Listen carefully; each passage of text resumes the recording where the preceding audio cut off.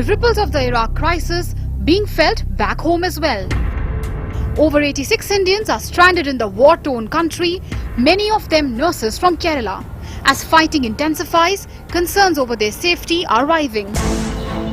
CNN IBN spoke to two nurses stranded in Tikrit and Baghdad, who say they just want to return home. Only hearing the problems, only the bomb blasting like that, only hearing the sounds. We came here February 17th, till now we are inside the hospital. Anyway, we don't want to continue here. We want to come back to India. Official sources say around 46 Indians are still stranded in Tikrit and over 40 stuck in Mosul. Back home, the families of nurses can only pray for their safety. We were not keen, but she insisted on going to Iraq.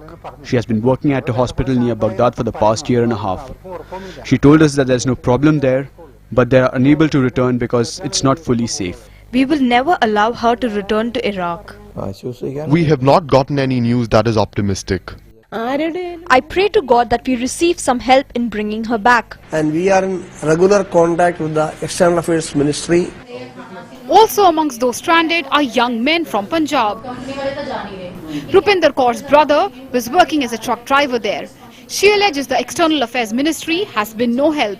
मैंने हमारे external affairs में mail की हुई है, तो उनको भी embassy को भी मेल की हुई है, लेकिन अभी तक कुछ सॉल्यूशन नहीं मिला. The ministry though says they're doing their best. The embassy of India in Baghdad is providing us updated reports on their contacts with the Indian nationals in the affected areas.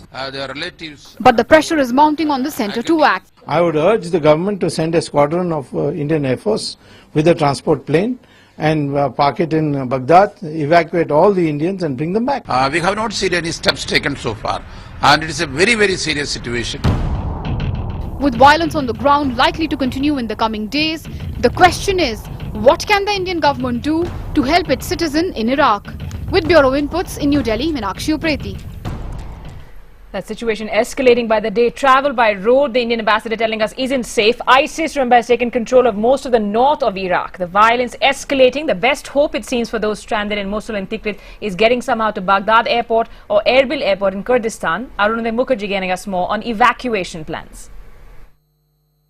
The developments in Iraq are a big cause for concern in India. Let's get you a bird's eye perspective on what is happening on the ground in Iraq. This is what the map looks like of Iraq at the moment. The ISIS rebels, which is also going by the name ISIL, are slowly taking over city after city. The second largest city of Iraq, Mosul, falling to them. Tikrit, which is just 140 kilometers northwest of Baghdad, also falling to the ISIS. And they are progressing towards the capital city of Baghdad. And that is where the big worry is as to what will happen if it does fall to the rebels.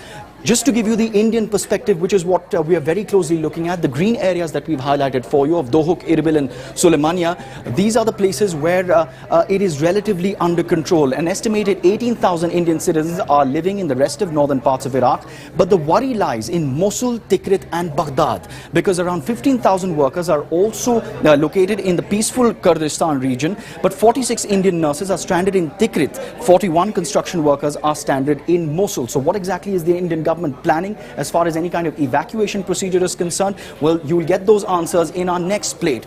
Dohuk, Erbil, Suleimania, Samara. These are the places which we're focusing on as far as the evacuation process is concerned. What the Indian government is contemplating really is perhaps take some of those stranded Indian nationals towards Erbil, because Erbil has an airport. Then start or put into operation evacuation procedures. The other option is perhaps by road, bring them to Baghdad if the situation is peaceful or under control. But that is a big if. A few Indians have already been airlifted from the Iraqi city of Samara, which is barely 25 kilometers north of Baghdad. So the big worry really is what happens to Baghdad, the capital, falls to the rebels.